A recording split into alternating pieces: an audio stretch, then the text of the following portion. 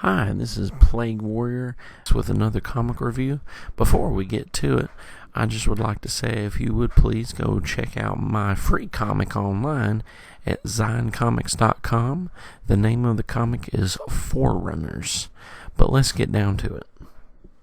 And this time we get to read about Shane Davis and Yanzi Lynn's Inglorious Rex. And so let's begin. So we get started here. Let's talk about the artistry of the book, and this is going to be a little bit difficult one.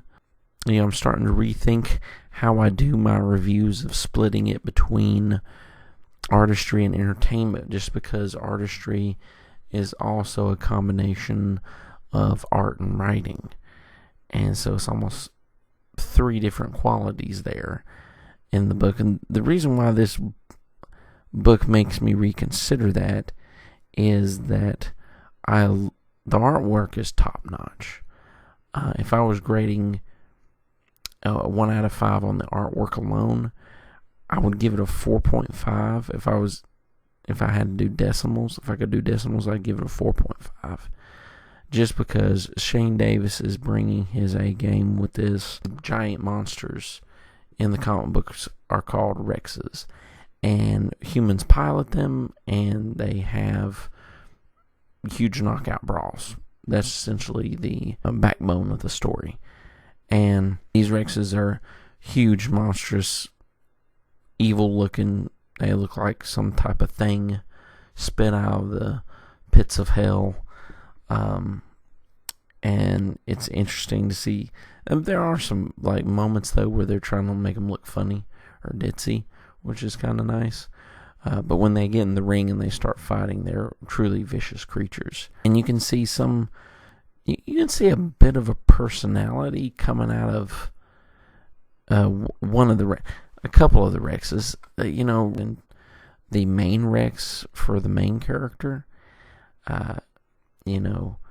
he has kind of a grumpy, but he also is kind of a silly. It's just on one part. Not really silly through the whole thing, but just on one part. But the one who really has some, it looks like it just looks different. I don't know if necessarily personality, it just looks different. Is actually the main protagonist's girlfriend. Her Rex is not the big bulky character that the other three are in the book. It's a slim character that is very agile and has it's like a tactical version, whereas the other ones just seem like big bruisers that are all for knockout brawls, which is interesting. I would hope if they go through with more books, I hope that they explore with that a little bit more, and have the Rexes be different. Some being tactical, some being bruisers, maybe some having more special techniques. Just other things like that. The guys in it look pretty cool. There are some funny looking characters in there. The main antagonist kind of looks funny with it, like mutton chops on there. But he can be threatening at times. The women, beautiful. Just like I said, Shane Davis is bringing his A game. The problem comes in with the story itself. The backbone of the story is kind of neat. Is our main hero is dragged into Rex fighting in order to avenge his fallen brother to beat the world champion who killed him in the first place. That's a cool story. It's good. When it gets into the finer details of the story is when it kind of starts to break down some, and it's kind of like it has the opposite problem of what ISOM had, where ISOM is taking a long time to build up through one book. Inglorious Rex travels too fast for one book, and the reason I say that is hopefully I'm not getting too many spoilers. So in the book, the girlfriend of the main character has won the semifinal round, and she is getting to, it's a tournament style, but you only see her semi-final round fight, and she wins, therefore she gets to go against the champion. Well, then suddenly, some the boxing guy says to the main character, hey, people are still complaining, saying they think he's a fake champion because he killed your brother out of a technicality and it wasn't a fair fight. Therefore, you get to leapfrog ahead of everybody else in the tournament, including your girlfriend, who just got into her final match, and get your chance at the champion. And to me, it just seems kind of superficial. I mean, can you imagine how many... If I was his girlfriend, I'd be pissed off. You go and you fight through, 3 or 4 levels of different Rexes, working hard, training and everything like that. But then suddenly your boyfriend, just because his brother's Rex famous, it is like, oh, you get to go ahead of her and challenge for the crown. It'd be kind of pissed off. I would have more liked it to be, hey, there's going to be this championship. There's going to be this championship, and we want you to enter your Rex to avenge your brother, but we're not just going to let you just have a shot at the crown immediately. You've got to go through everybody else, showing you've earned it. Is it going to take longer in this book? Yeah. Is it going to be a lot more worth it and a lot more impactful? It would have been. The other problem is that, and spoilers, since he is fighting the champion in the book, the bad guy, he wins against him. And then they say, oh, the next one is going to be the new champion, which is the main character, versus his girlfriend. And to me, that's just kind of a lackluster second book. I mean, think of it this way. Play it what it is now. What is it now? He defeats his brother's rival, the one that killed him. He avenged his brother's death, and his next obstacle is beat his girlfriend. It's okay. Let's switch positions. His semifinal round, in order to get to avenge his brother, he's got to go and make the hard decision to fight and beat his girlfriend. Is their love going to last through the championship so they could avenge his brother? Because in the first scenario, yeah, he beats the champion up. He avenges his brother's death. He could just say, I'm kind of done. This is what I wanted to do. I'm leaving. Let somebody else have the crown. Let my girlfriend have the crown. I don't care. They make it to where he wants to care, but it's not a driving force. He could, like I said, he could essentially just quit in the next book if he wanted to. There's nothing really stopping him from doing that. Switch it around. Make the first book, I mean, it's too late now, the book's out, but make it to where he has to go through his girlfriend first. The heartache because of that. She wants to win. I think I read the supplemental, but to be honest, I forgot what was in it. I think that was his girlfriend in the supplemental book.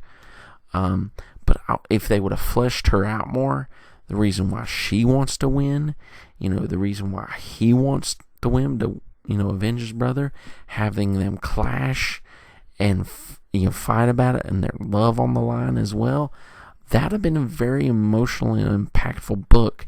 And then if he just barely squeaks out the win at the end, she's devastated over it.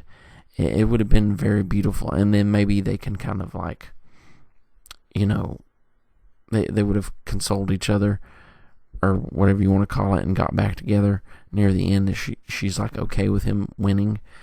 It'd have been beautiful. And then you could have set up that, it's like, I mean, you could see it now, just, him just out of the Rex, looking up at the grand champion looking down at him, and you're setting up, the Avenger, the revenge arc. He's gonna finally avenge his brother and kill the champion. And I mean, that would have been an epic setup for the second book. Instead, they kind of went for the Ninja Turtle route, where they're like, "Oh, big bad, first issue, kill him off, and we're done." And you're just like, and people are gonna buy it because people are gonna buy it. But could you? I mean, just imagine. I would like for them to flesh out. See, even the champion, like the antagonist, he's just the guy that killed the brother. Could have fleshed him out some in the second book. They have room to flesh out the main character and his girlfriend, which is nice. I would like to see more of that.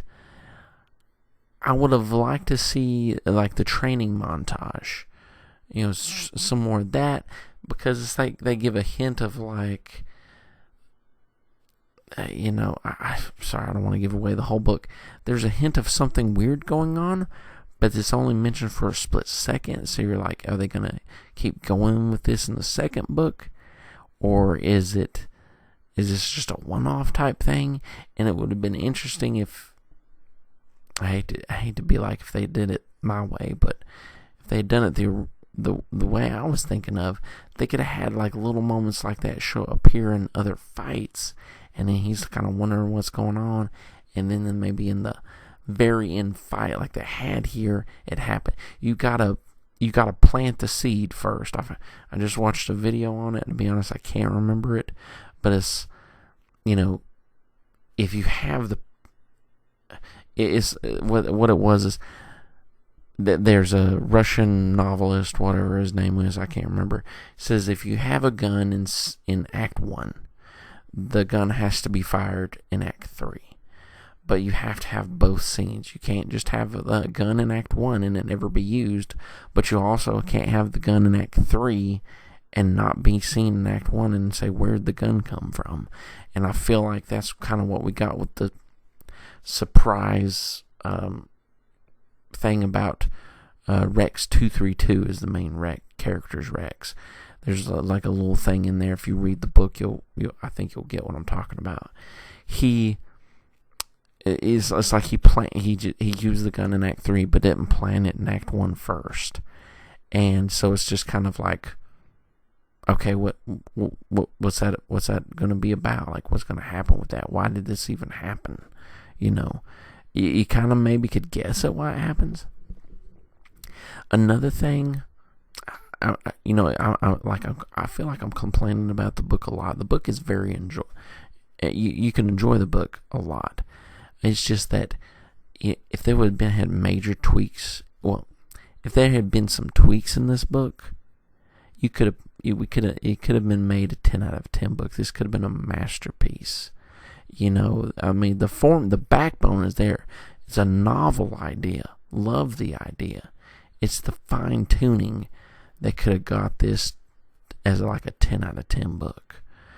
And it needed to have, and I know a lot of people like to skip this nowadays. There's some people out there, we don't need origin stories. We don't need to know how things work.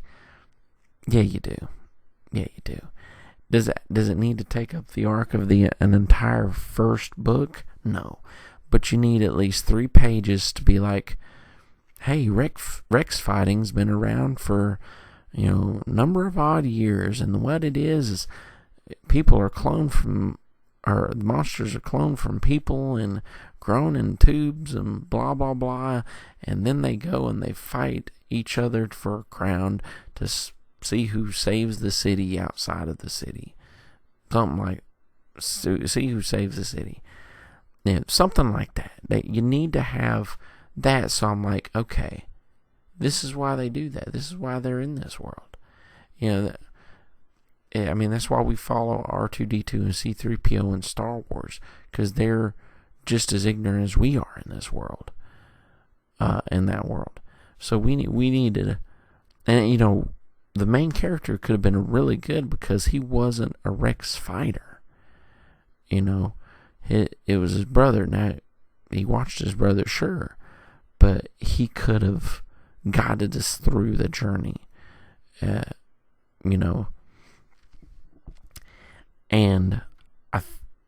it's like if they had added the backstory, don't tell, show the death of the brother. We just get this scene where he's cradling him in his arms, and I'm like, show me what happened. Show me the devastation. Show me a kid looking at his brother, cheering him on, and then let me see when all goes wrong and that cheering goes to fear. And that would have been awesome. So needed to see that. If they had swapped the order of fighting the girlfriend and fighting the champion, I'm telling you, could have been top tier book. Could have been top tier. Not saying it isn't good. It is a very fun read. Enjoyment factor, I would give a 4.